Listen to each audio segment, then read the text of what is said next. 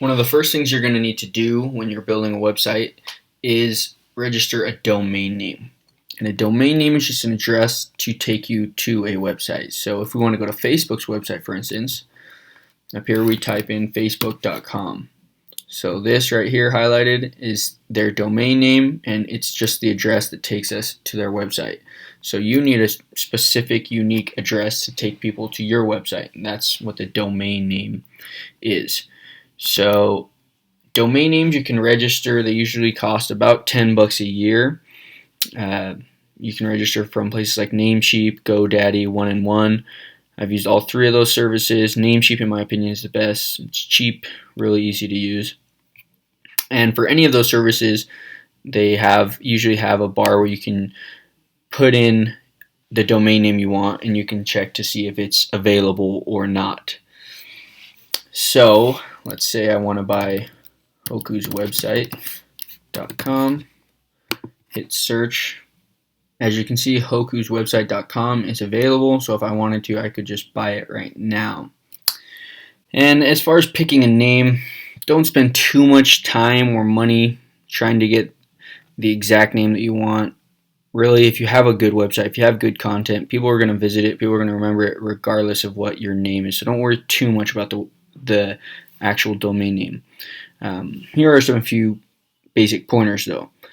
If you can, try to keep it short. So instead of saying Hoku's new awesome website, well, since Hoku's website is already available, I may as well choose the shorter one. It'll be easier for people to remember. Try to avoid hyphens. That's kind of tacky, and I've heard it's not good for SEO purposes. And try to get the .com if you can, but it's not that big of a deal if you aren't able to get the .com. When I wanted to build my site Well Gifted, I went to wellgifted.com and saw that someone already had it, and I was using GoDaddy at the time. And so I checked on GoDaddy, and I saw, it's up for auction. So this would have cost me about $3,000 to buy.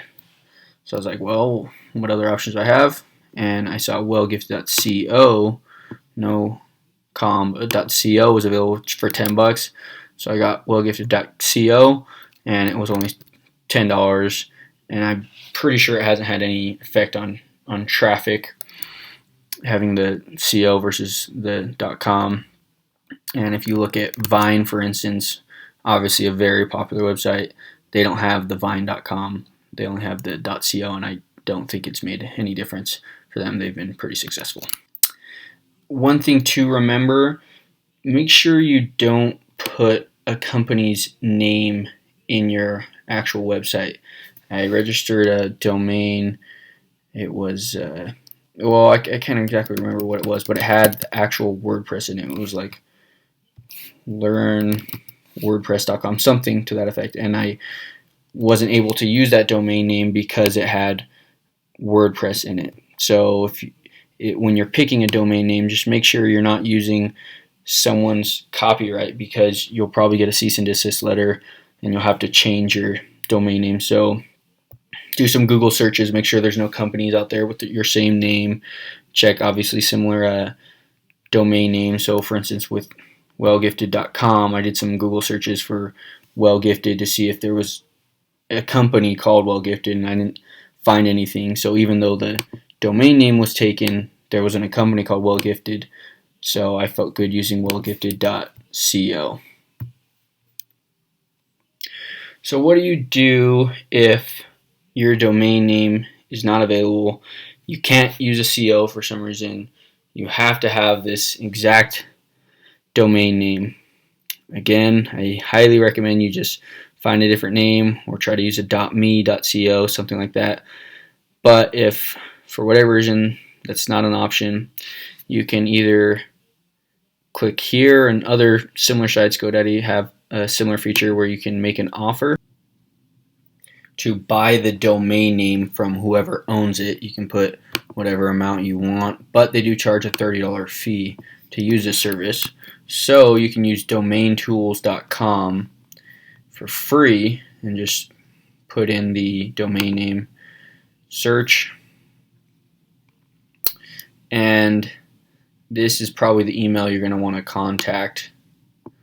And if you scroll down, registrant email right here.